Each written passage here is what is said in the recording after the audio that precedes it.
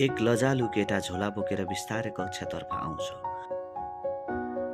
अचानक ऊ ढोकामा ठोकिन्छ। उसको हातबाट झोलाहरू खस्छ, किताबहरू भुइँभरि छरिन्छन्। सबै विद्यार्थीहरू हाँस्दै औँला देखाउँदै, हेर्नुहोस् न कस्तो लुजर। एक शान्त स्वभावको केटा उठेर आउँछ। ऊ भुइँमा बस्छ, किताबहरू मिलाएर झोलामा राखिदिन्छ। सबै हाँसोहरू रोकिन्छन्। कक्षा कोठामा अब त्यही सहयोग गर्ने केटा एक्लै बसेको हुन्छ। केही विद्यार्थीहरू समूह बनाएर आउँछन्। एक केटाले उसको चस्मा खोज्छ। सबैजना त्यो दृश्य देखेर हाँस्न सुरु गर्छन्। अब त के देख्छस्, हिरो बन्न खोजेको हो भनेर भन्छन्। पहिलो जो केटा लडेको थियो उठेर आउँछ र त्यो साथीको चस्मा खोसेर उसले फेरि आफ्नो साथीलाई लगाइदिन्छ। जुन व्यवहार हामी दिन्छौँ उही कुनै दिन फर्केर आउँछ। आज दिएको साथ भोलि हाम्रो सहारा बन्न सक्छ।